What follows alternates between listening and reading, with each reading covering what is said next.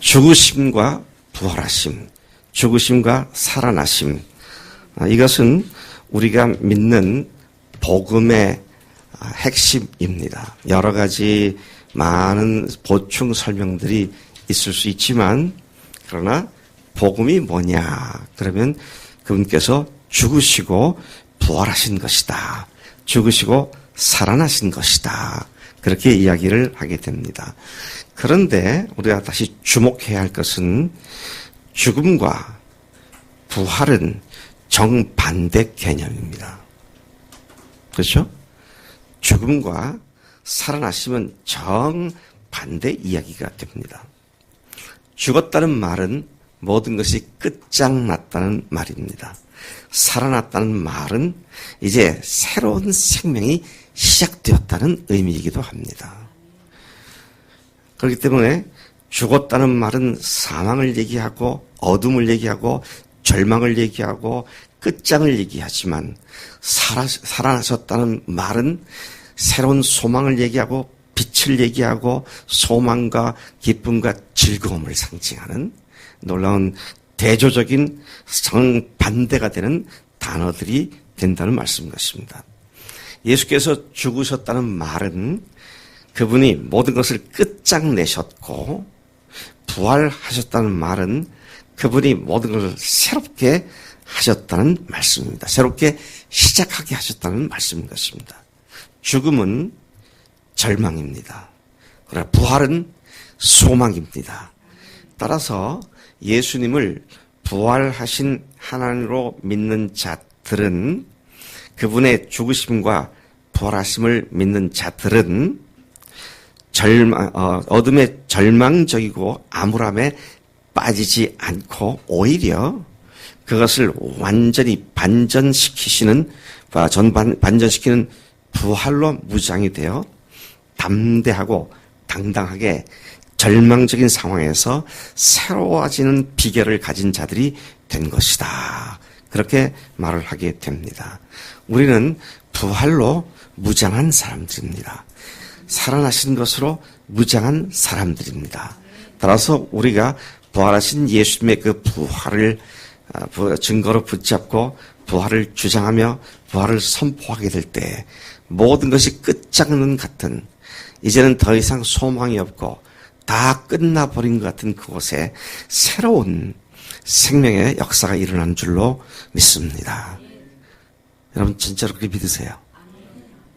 그러면 우리의 삶은 전혀 다른 이야기가 되고 맙니다. 우리를 넘어뜨리고 절망시키려는 마귀가 우겨싸고 우리를 공격하는 일이 아무리 있다 하더라도 죽으시고 부활하신 예수님께서 우리 안에 계시기 때문에 그 가운데서 새로운 소망을 갖게 되는 줄로 믿기 때문인 것입니다. 이를 위하여 바로 이 부활로 살아나신 것으로 우리를 다시 무장시키기 위하여 하나님이신 성자 예수님께서 죽음과 부활이라는 두 과정의 주인 되신 것을 친히 증명해 주셨습니다. 그분이 죽음의 주인이기도 하시지만 생명의 주라고 하시는 이 사실은 우리로 하여금 죽음조차도 두려워할 이유가 없는, 모든 그 끝장난 것 같은 상황에서 새로운 소망을 갖게 하는 놀라운 하나님의 능력인 줄로 믿습니다. 그분이 모든 인간들의 죄를 떠맡아서 십자가에서 죽임을 당하셨습니다. 그러나 내가 그 부활이요 생명이다 라고 말씀하신, 즉 부활과 생명 그 자체이신 예수님은 죽음의 모든 권세를 영원히 멸하시고 또 그 멸하시기 위해서 친히 죽으셨고, 그분이 모든 인간들로 하여금 더 이상 죽음에 매여 노예처럼 살지 않고 새 생명을 소유한 자답게 살도록 다시 살아나신 분이신 것입니다. 그분의 죽으심과 살아나심을 믿는 자들은 살고 죽는 문제를 영원히 초월한 자들입니다. 안 믿는 자들은 일생 동안 죽음의 종로로 타여 끌려다니지만 부활하신 예수님, 죽으시고 다시 살아나신 예수님을 믿는 사람들은 결코 사망의 종로로 타서 끌려다니는 자들이 아니라 생명의 역사의 주인이신 주님과 함께 살기에 어떤 상황에도 좌절하지 않고 절망이 뭡니까? 바라는 것이 끊어진다는 얘기 아닙니까? 끊어진다. 어떤 일에서도 절망하지 않고 새롭게 새 용기를 가지고 주 앞에 달려나가는 자들이 된 줄로 믿습니다. 네. 그분의 죽으심과 살아나심을 믿는 자들은 그렇게 살고 죽는 문제를 훌쩍 뛰어넘은 사람들이다. 그러니까 그런 사람들은 뭐라고 말합니까? 죽어도 that's okay. 살아도 that's okay. 한번 해볼까요? 죽어도 오케이. 살아도 오케이. 한번 해봅시다. 시작. 죽어도 오케이. 살아도 오케이. No problem. 그렇죠?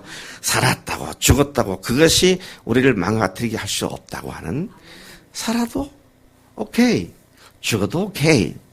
이렇게 살면요. 세상 두려울 게 없죠. 네. 우리 김용섭 형제에게 한번 제가 물어볼게요. 세상에서 제일 무서운 사람이 누구예요?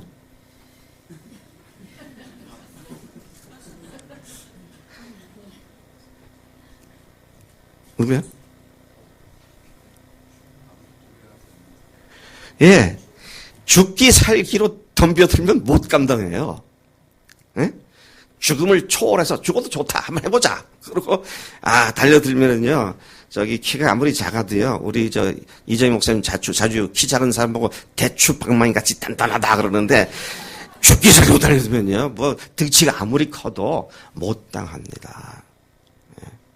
그렇게 싸우란 말이 아니고요. 우리의 삶을 대할 때, 죽어도 괜찮아. 왜? 지금 죽으면 천국 가니까. 그러나 살아도 또 좋아. 왜? 계속해서 주님의 복을 전할 수 있으니까. 살고 죽는 문제를 뛰어넘으면 우리가 어떤 것에 매일 하등의 이유가 없다라는 것입니다. 그분이 이 두 과정, 사는 것이나 죽는 것의 주인이시다라는 사실을 친히 증명해 주셨습니다. 어떻게 증명해 주셨어요? 그분이 죽으시고 부활하심으로 살고 죽는 문제가 아니라는 것을 증명해 주신 줄로 믿습니다. 그분이 오셨고 모든 인간들의 죄를 떠맡아 십자가에서 죽임을 당하셨습니다. 그러나 부활이요 생명의 신 그 예수님은 죽음의 모든 권세를 영원히 멸하시기 위해 친히 죽으셨고 그분이 모든 인간들로 하여금 더 이상 죽음에 매여 종로로 타지 않고 노예처럼 살지 않고 새 생명을 소유한 자답게 살도록 어떻게 하셨다? 다시 살아나셨습니다. 부활하셨습니다. 그분의 부활은 그분이 하나님이라는 사실을 증명하셨고 그분이 죽으시고 부활한 것이 너무도 분명하기 때문에 그 부활을 믿는 우리들도 주님처럼 부활의 능력으로 살아가게 된 자들이 된 줄로 믿습니다. 그래서 제가 얼마 전에 그런 말씀을 드렸죠. 에베소서에서 바울이 에베소 교인들을 위해서 기도하는데 내가 지혜와 계시의 정신을 하나님께서 너희들에게 주셔서 하나님을 알게 하시고 또 너희를 죽은 자 가운데서 살리신 너희 속에 지금 역사하고 있는 하나님의 능력이 얼마나 크신 것인 줄을 너희들 알게 하기를 기도한다. 근데 그 능력이 어떤 능력이냐 그럴 때 예수님 안에 역사하신 능력이었고 예수님을 죽은 자 가운데 다시 살리신 그 능력이었고 그를 하늘에 하늘에 우편 앉으셔서 모든 무릎들을 그 앞에 무릎 꿇게 하신 그 능력이 오늘 너희 속에 역사하고 있는 것을 너희들이 알게 되기를 내가 기도한다. 그렇게 말씀을 하고 있습니다. 여러분 우리에게 역사하는 하나님의 능력은 예수님을 부활시키신 능력인 줄로 믿습니다. 그러니까 어떤 상황과 한편에 우리를 영원히 함몰시켜서 죽어 멸망하게 할 수 있는 건 아무것도 없다는 거예요. 담대하게 서게 되면 정말 이 믿음을 가지고 딱 선포하고 외치게 되면 마귀가 천길 만길 도망가고 승리만이 우리에게 주어진 줄로 믿습니다. 네. 여러분, 그분의 죽으심이 그런 것이기 때문에, 그분의 살아나심이 그런 것이기 때문에 우리는 당당하게 선언할 수 있는데, 바울이 선언한 것처럼 이게 우리의 선언이 바로 되는 줄로 믿습니다. 그것이 바로 로마서 14장 7, 8, 9절 말씀이죠. 암송하신 분들은 저와 함께 암송해 보시고, 암송이 아직 안 되신 분들은 찾아서 성경을 펴서 읽어보겠습니다. 이 선언이 있는 사람들을 세상이 감당할 수 없습니다. 로마서 14장 7절부터 9절까지 말씀입니다. 이 말씀을 보면은 같이 한번 암송 또는 읽기 시작하겠습니다. 시작. 우리 중에 누구든지 자기를 위하여 사는 자가 없고 자기를 위하여 죽는 자도 없도다. 우리가 살아도 주를 위하여 살고 죽어도 주를 위하여 죽나니 그러므로 우리가 사나 죽으나 다 주의 것이로다.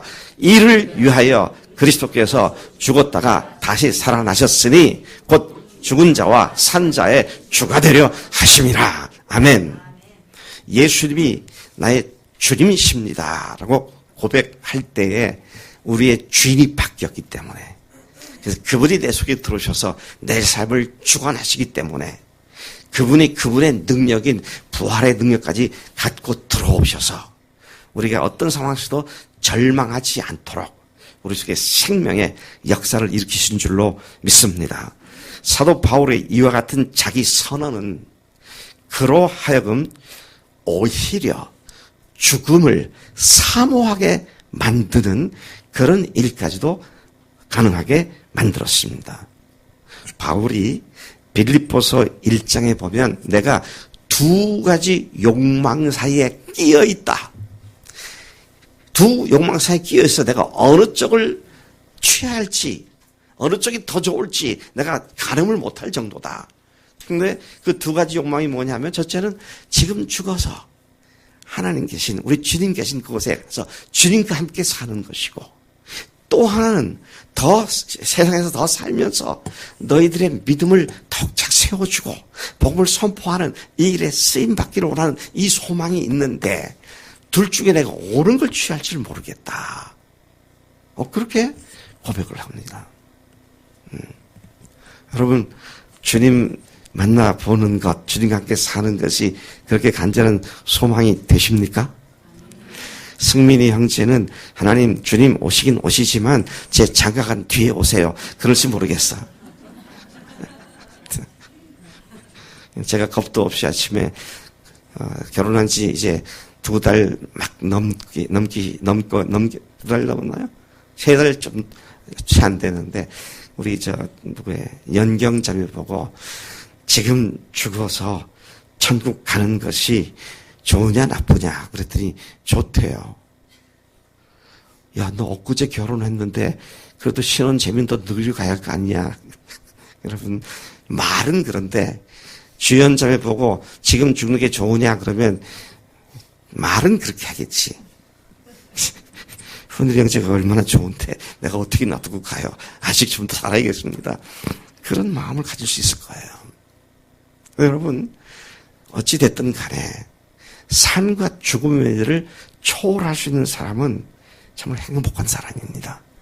그것 때문에 무엇에 걸려가지고 꼼짝달싹 못하는 그런 게 아니고, 살아도 죽어도 no problem, 문제 없습니다. 죽으면 지금 당장 주님께 가는 게 좋은 거고, 살아있으라 그러면 계속해서 이 복음을 갖고 전하는, 또 복음으로 생명의 역사를 일으키는데 쓰임받으니까 좋은 거고. 여러분, 이것이 예수님이 살아나시고 죽으시고 부활하신 것이 우리에게 주시는 가장 큰 복된 의미들인 줄로 믿습니다. 이렇듯 그분의 죽으심과 살아나심은 우리 인생의 모든 문제의 해결을 주신 해답이 되었습니다. 오늘 본문 말씀이 이런 사실을 웅변적으로 말해주고 있습니다. 우리가 이 말씀을 좀 더 깊이 음미하면서 그 의미가 믿는 자에게 이루어졌음을 확인하는 가운데 성령님께서 우리 모두에게 담대한 믿음으로 좌절과 절망스러운 상황 속에서도 새로운 소망으로 살아가는 용기를 주시는 복된 시간 되기를 간절히 소망합니다. 오늘 이 이야기를 함에 있어서 사도 바울은 아브라함의 믿음을 케이스로, 사례로 제시를 하고 있습니다. 죽음과 삶의 문제를 초월한 믿음의 선배인 아브라함은 본문에서 이렇게 말하고 있습니다.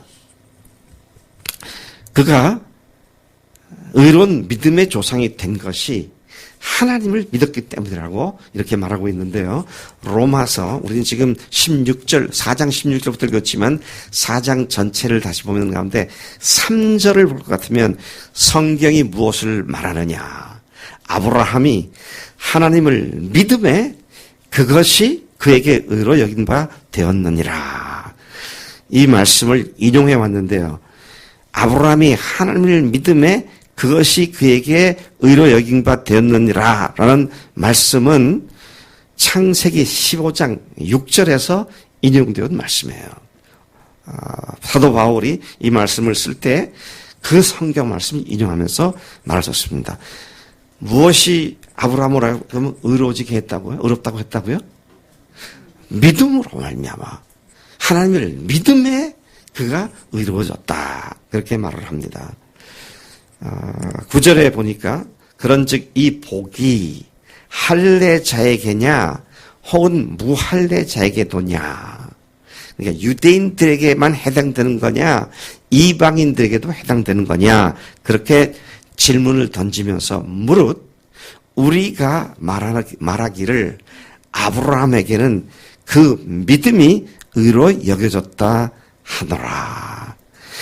아브라함을 의로 여겨준 믿음. 그게 뭘까요? 아브라함을 의롭다고 여겨준 믿음은, 다시 말하면 아브라함의 믿음은 어떤 믿음입니까?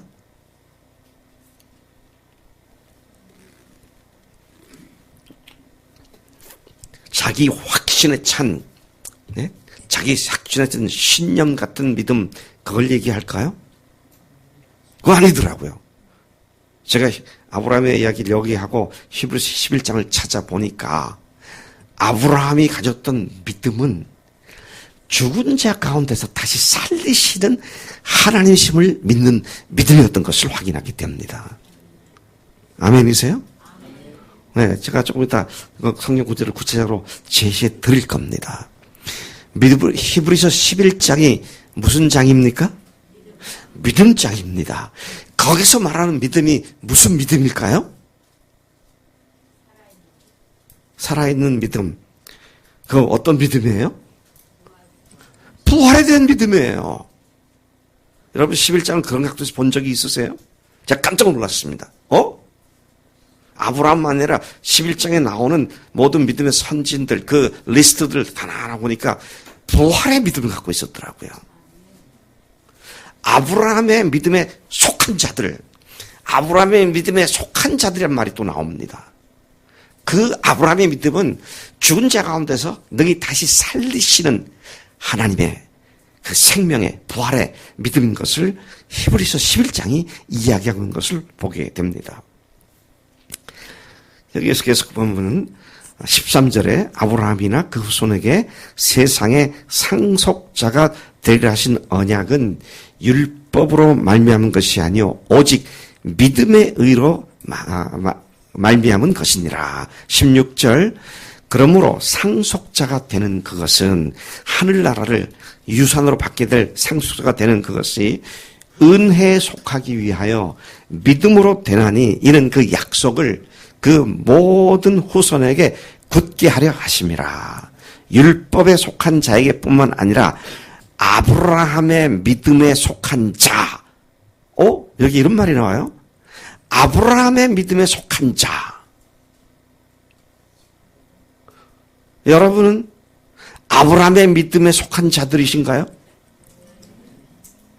그러면 그게 뭔지 분명히 알아야 되죠.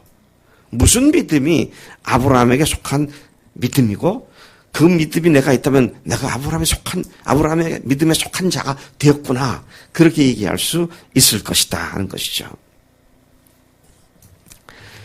다시 돌아가서 그런 사람들이 어떤 사람들인가요? 율법에 속한 자에게뿐만 아니라 아브라함의 믿음에 속한 자에게도 그러하니 아브라함은 우리 모든 사람의 조상이라.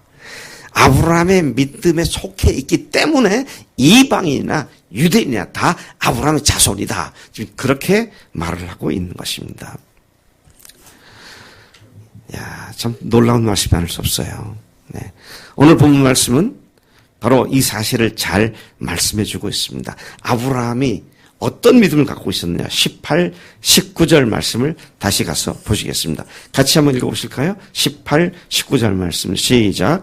아브라함이 바랄 수 없는 중에 바라고 믿었으니 이는 네 후손이 이같으리라고 하신 말씀대로 많은 민족의 조상이 되게 하려 하심이라. 그가 100세나 되어 자기 몸이 죽은 것 같고 사라의 태가 죽은 것 같음을 알고도 믿음이 약하여지지 아니하고. 아멘. 지금 아브라함의 믿음을 얘기한 뒤에 그가 그 바랄 수 없는 중에서 바라고 믿은 것이 그의 믿음인데 뭘 바라보고 믿었느냐 그럴 때 자기가 100세나 되어서 자기 몸이 죽은 것 같고, 자, 죽었다고 말합니다. 자기 몸이 더 이상 생산력이 없는 것을 알고 있었고, 자기 부인이 자기보다 10살 아래지만 사라의 태가 이미 죽은 것 같음을 알고도 믿음이 약하여지지 아니하고, 그렇게 말하고 있어요. 그러니까 죽은 것 같은데 거기에서 하나님께서는 일을 하신다고 하는 이 믿음을 갖고 있었던 것이죠. 죽으시고 부활하시는 예수님의 그 능력에 대한 믿음이 아브라함은 자기에게 약속하신 하나님 말씀을 하신 그 하나님께 그 믿음을 갖고 나간 것을 보게 된다는 것이죠. 여러분, 다시 말씀드립니다. 하나님께서 인정하시는 믿음은 자기 확신에 충실한 신념 같은 믿음이 아닙니다. 네? 된다. 할 수 있어. 거울을 보고 나는 할 수 있어. 나는 믿습니다. 안주현 자매가 지난주에 간증할 때 미션내다 그랬죠? 미션내다. 그런 믿음 아니에요. 네, 그런 믿음 아니라고요. 무슨 믿음이라고요? 죽은 자 가운데서 다시 생명을 일으키시는, 부활하시는, 살아계시는 하나님이신 줄 믿는 그 믿음을 하나님께서는 아브라함에게서 보시고 의로 여기셨다. 그렇게 말씀하신 줄로 믿습니다. 여러분, 이거 참 너무도 중요한 얘기입니다. 제가 이 말씀을 준비하다가 저도 너무 놀랐어요. 와, 성경은 창세기부터 이렇게 부활신앙을 일관되게 얘기하고 있었는데 나는 많은 경우에 부활로 보지 않고 그냥 신념 같은 신앙으로 봤을 때가 너무도 많았구나. 그런 사실을 보고 회개하는 마음이 생기더라고요. 그의 믿음은 자기 몸이 죽은 것 같고 그 다음에 부인인 사라의 태가 죽은 것 같음을 알고도 그 상태에서 도리어 믿음이 없어 하나님의 약속을 의심하지 않고 믿음으로 견고해져서 하나님께 영광을 돌리며 약속하신 그것을 또한 능히 이루실 줄을 확신하였으니 그렇게 말씀합니다. 여러분 생각할 때 이건 끝난 얘기다. 소망이 없다. 그런 것이 있으세요.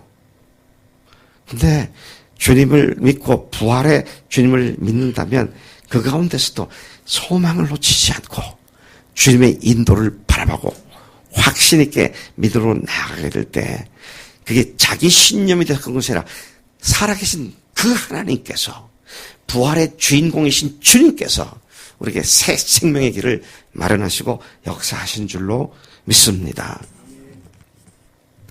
히브리서는 이러한 죽음을 뛰어넘은 아브라함의 믿음을 또다시 소개해주고 있습니다. 히브리서 11장 17절부터 19절까지 말씀입니다. 아까 로마서에서는 어땠습니까? 죽은 몸 같은 데서 아들이 태어났다 그랬잖아요.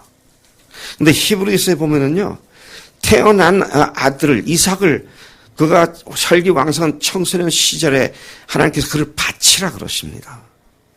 바치라는 말은 목사 되게 하라, 선교사 그거 아니고요. 각을 떠서 그의 피를 제대로 뿌리라는 얘기예요. 죽이라는 얘기입니다. 근데요. 아브라함이 그걸 순종하더라고요. 잘하는 말씀 아닙니까? 제가 내용을 다시 말씀을 드릴 필요가 없죠.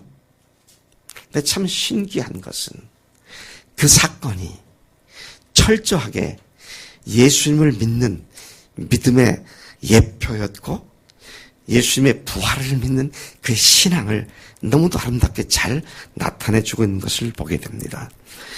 그 아브라함의 믿음은 또 히브리서에 있는 믿음으로 산 사람들의 믿음은 일종의 신념이나 자기 확신 같은 그런 믿음이 아니라 삶과 죽음의 문제를 초월한 부활 신앙이었습니다.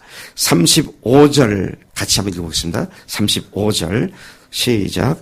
여자들은 자기의 죽은 자들을 부활로 받아들이기도 하며 또 어떤 이들은 더 좋은 부활을 얻고자 하여 심한 고문을 받되 구차히 부풀려 나가기를 풀지 아니하였으며 구차히 변하려고 풀려나가려고 그렇게 하지 않았다. 왜? 더 좋은 부활을 얻고자 하기 위해서. 핍박 가운데서도 더 영광스럽고 더 좋은 부활로 주님 앞에 서기 위하여 그런 것들을 구차한 짓을 통해서 변명하고 피하지 않았다. 그렇게 말씀을 합니다. 그리고 믿음장인 히브리서 11장의 결론으로 마지막 절 40절에서 이렇게 말씀합니다. 같이 읽어보겠습니다. 히브리서 11장 40절 시작. 이는 하나님이 우리를 위하여 더 좋은 것을 예비하셨은즉 우리가 아니면 그들로 온전함을 이루지 못하게 하려 함이니라. 세상에서 편안하게 안전하게 살려는 것 포기하고 어떻게 보면 하나님이 우리가 더 좋은 것을 예비하셨음을 믿고 부활로 믿음으로 주 앞에 나가는 이 믿음을 하나님께서는 의롭다고 하셨다. 아브라함이 하나님을 부활하시는 능력의 하나님을 믿었기에 의로 여기신 것 같이 오늘 우리도 예수님이 죽으시고 부활하신 하나님을 믿는 그 믿음을 하나님께서 의로 여기셨다. 그렇게 말씀을 하십니다. 그분이 죽으시고 살아나신 것이 복음의 핵심입니다. 근데 죽으신 예수님에 대한 이야기를 좀 더 해보겠습니다. 오늘 본문 말씀은 이러한 믿음의 세계가 모든 사람에게 이루어질 수 있도록, 자, 이게 중요한 말입니다. 이러한 믿음의 세계가 모든 사람에게 이루어질 수 있도록 그분이 죽으셨다고 선언하고 있습니다. 로마서 4장 25절 상반절만 같이 읽어보겠습니다. 내 주 밑에 거기까지 시작. 예수는 우리가 범죄한 것 때문에 내 줌이 되고 그랬어요. 그분은 우리가 범죄한 것 때문에 죽음의 내 줌이 되셨다 그랬어요. 우리의 죄와 허물을 용서하시고 덮어주시기 위해 그분이 세상에 오셨고 오신 목적대로 우리의 죄와 죄악을 위해 대신 죽음의 희생물이 되신 것이다 하는 말씀이죠.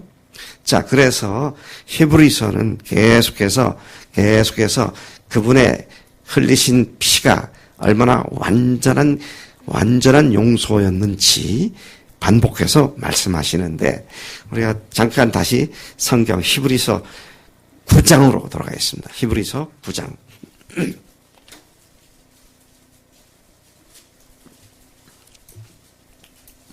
9장 12절을 같이 읽어보시겠습니다. 히브리서 9장 12절 시작. 염소와 송아지 피로 하지 아니하고 오직 자기의 피로 영원한 속죄를 이루사 단번에 성소에 들어가셨느니라. 26절입니다. 그리하면 그가 세상을 창조한 때부터 자주 고난을 받아야 할 것이로되 이제 자기를 단번에 제물로 드려 죄를 없이 하시려고 세상 끝에 나타나셨느니라. 죄를 없이 하시려고 그렇게 하셨다. 28절입니다. 이와 같이 그리스도도 많은 사람의 죄를 담당하시려고 단번에 들으신 바 되셨고,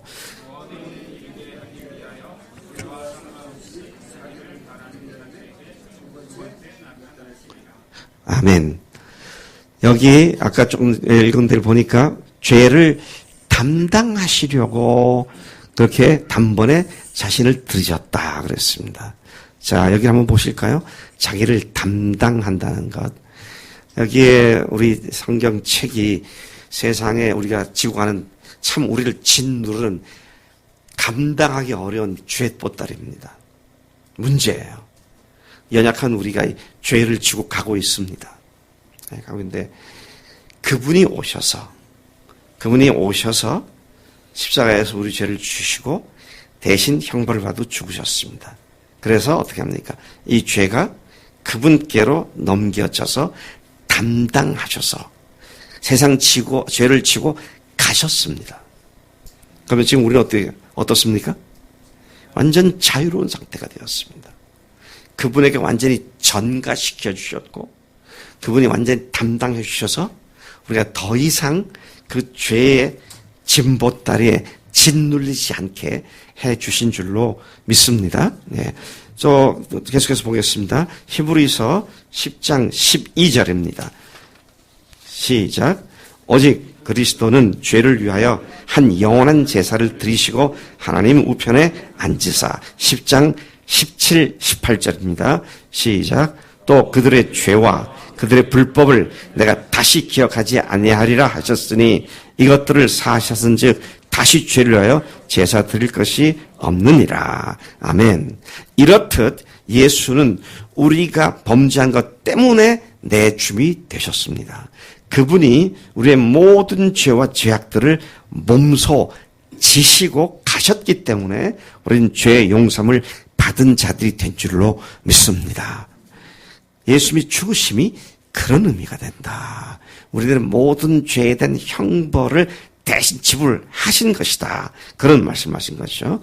이와 같이 예수께서 우리 모든 사람들의 범죄함을 위해 내어주신 이유를 구약 성경 이사야 53장 5절 6절에서도 분명히 예고를 해주셨는데 이사야 53장 5절 6절 제가 읽겠습니다. 그가 찔림은 우리의 허물 때문이요 그가 상함은 우리 죄악 때문이라. 그가 징계를 받음으로 우리는 평화를 누리고 그가 채찍에 맞음으로 우리는 나음을 받았도다. 우리는 다 양 같아서 그릇 행하여 각기 제 길로 갔거늘 여호와께서는 우리 무리의 모든 죄악을 우리 모두의 죄악을 그에게 어떻게 하셨다고요? 담당시키셨다. 그렇게 말씀하셨습니다. 자기에게 침례를 받으러 오시는 예수님을 보았을 때 침례 요한은 뭐라고 얘기했습니까? 보라, 세상 죄를 지고 가는 하나님의 어린 양이로다. 그렇게 선포하면서 예수님이 우리의 범죄함 때문에 내어줌이 됐다는 사실을 증명해 주었습니다. 예수님은 그렇게 죽으셨습니다. 그러나 그분은 다시 살아나신 예수님이십니다. 부활하신 예수님이시죠. 오늘 본문은 계속 말씀합니다. 아까 4장 25절 상반절을 이번에 읽으셨는데요. 이번에는 상반절 하반절을 같이 한 구절 전체 읽겠습니다. 로마서 4장 25절 시작. 예수는 우리가 범죄한 것 때문에 내줌이 되고 또한 우리를 의롭다 하시기 위하여 살아나셨느니라. 아멘. 그분이 부활하신 사건은 우리를 의로운 존재들이 우리가 의로운 존재가 되었음을 장엄하게 선포하는 의미를 가지고 있는 사건입니다. 그분이 다시 살아나신 사건을 바울은 이 구절에서 죽으심과 동격으로 나란히 살아나심을 언급하고 있습니다. 우리 범죄함을 위해서 내어줌이 되고 우리를 의롭다 하시기 위해서 다시 살아나셨다. 그렇게 말씀하고 있습니다. 그분이 부활하지 못하셨다면 우리는 여전히 죄인일 뿐 결코 의로운 자가 될 수 없습니다. 그분이 그렇기 때문에 부활하신 사건은, 잘 들으세요. 부활 사건은 십자가 사건에 끼어 나오는 깍두기 같은 것이 아닙니다. 곁들여 나오는 반찬 같은 것이 아니다라는 것입니다. 부활이 없으면 예수님의 십자가는 아무 의미가 없습니다. 부활이 있기에 그분의 십자가가 우리의 죄를 정말로 완전히 해결해 준 사실을 증명해 주신 줄로 믿습니다. 네. 오늘 이 본문 말씀은 그분은 우리를 의롭다 하시기 위하여 살아나셨다고 말씀합니다. 응? 무슨 말이에요? 성경을 좀 생각하면서 읽으셔야 합니다. 우리를 의롭다 하시기 위하여 다시 살아나셨다. 그러니까 말을 음미해 보면요, 그분께서 부활하신 목적과 의도가 있습니다. 뭐예요? 우리를 의롭다 하시기 위해서 부활했다는 겁니다. 그 부활이 어쩌다가 생기는 것이 아니라 하나님께서는 의도를 가지고, 우리 주님께서는 목적을 가지고 다시 살아나셨다고. 그 목적이 뭐냐? 우리를 의롭다 하시기 위하여 다시 살아나셨다고. 그렇게 말씀하신 줄로 믿는 것입니다. 그렇기 때문에 예수님은 생전에 계속 제자들에게 당신이 죽으시고 부활하실 것이라고 계속 반복적으로 예고를 하셨던 것입니다. 자, 이것도 마찬가지예요. 계속 같은 말을 반복한 얘기는 뭡니까? 그런 의도와 목적을 내가 반드시 이루겠다고 하는 그런 의지를 나타내고 있는 말이기도 한 것이죠. 마태복음 16장 21절에 이 얘기를 하기 전에 예수께서 계속 반복해서 당신이 죽으시고 부활할 것을 예고하셨다 그랬는데, 이 시간에 누구한테 물어볼까? 네. 민한이. 예수님이 마태복음 12장부터 20장까지 해서 몇 번 죽으시고 부활하셨다고 예고하셨는가?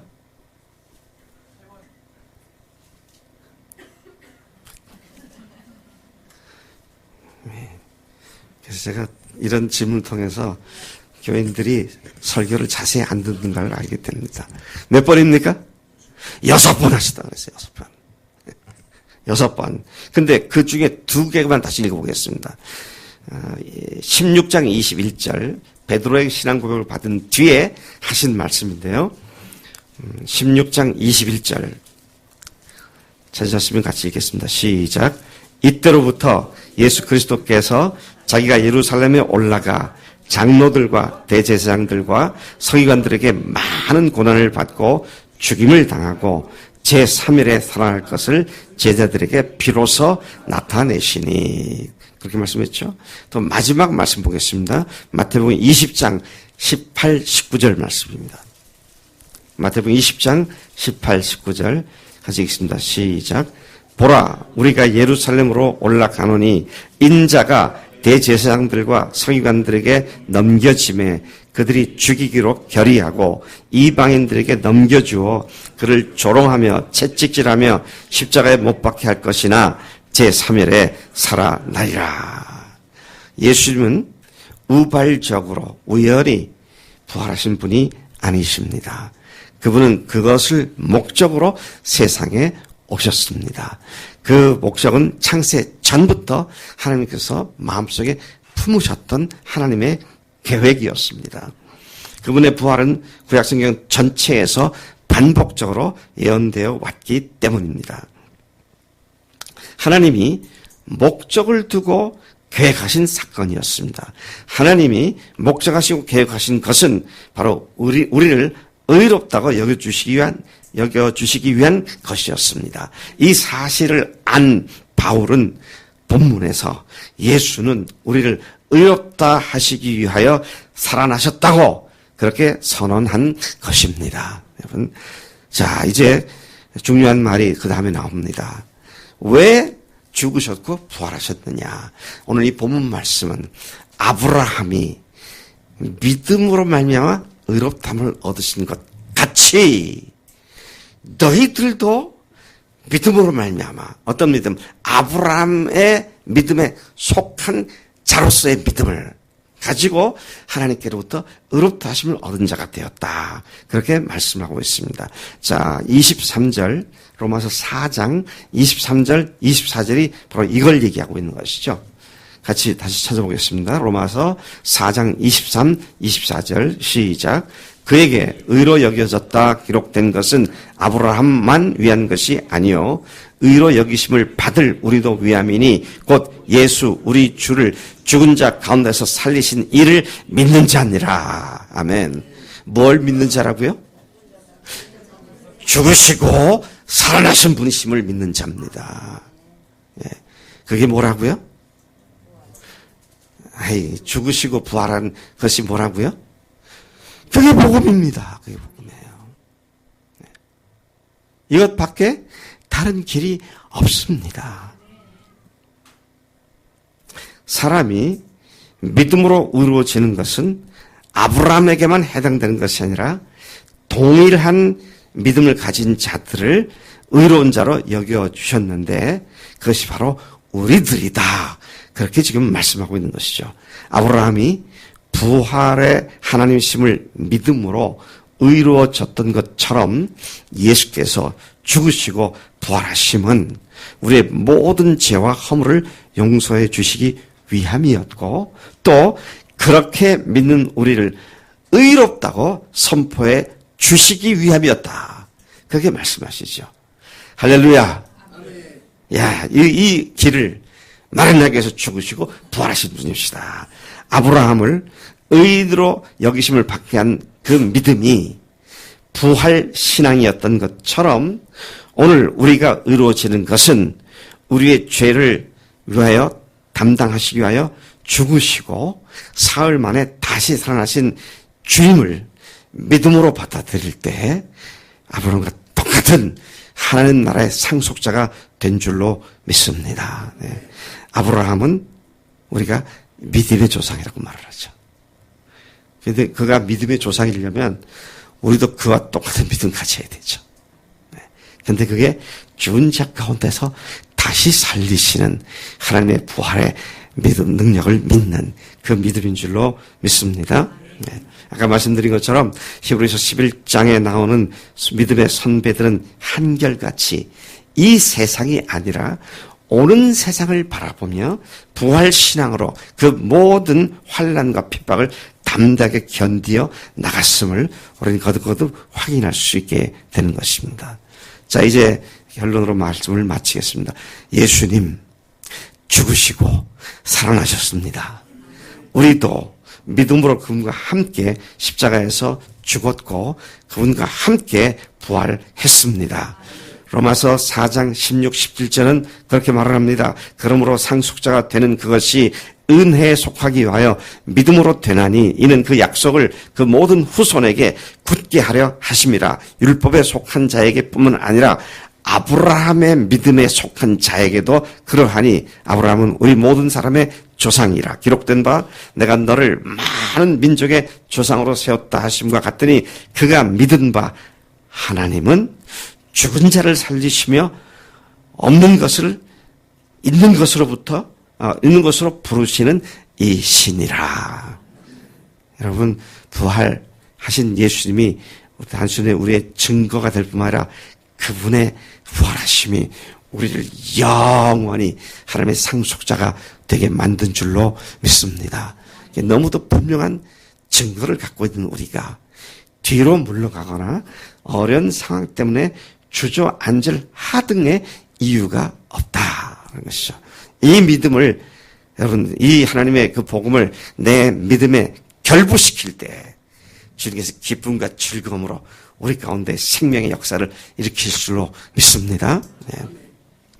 여러분 한번 그렇게 말해보세요. 나는 아브라함의 믿음에 속한 자다. 한번 그렇게 말해보세요. 그 믿음이 내 속에도 있다.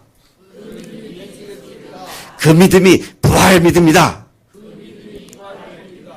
여러분, 오늘 막연한 신념이나 자기 확신이 아니고요. 하나님은 죽은 자 가운데서 다시 살리시는 능력의 하나님, 생명의 주님이시기에 내가 죽음 같은 상황에서도 조금 더 주저하지 않고 주님만 바라봅니다. 주님만 바라볼 때 승리할 줄 믿습니다.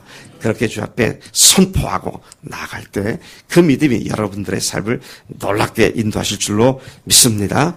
하나님 아버지 감사합니다.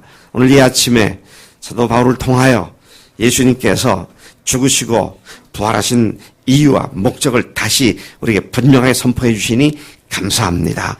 우리의 범죄함을 위하여 십자가에 내어주심이 되셨고 우리를 의롭다 하시기 위하여 다시 살아나신 주님 감사합니다. 이 믿음을 우리에게 주셨사오니 이 믿음으로 당당하게 세상을 이기며 마귀의 권세를 깨뜨리고 승리하는 주님의 백성들 다 되도록 역사해 주옵소서. 감사하고 예수님의 이름으로 기도를 삼나이다. 아멘. 아멘.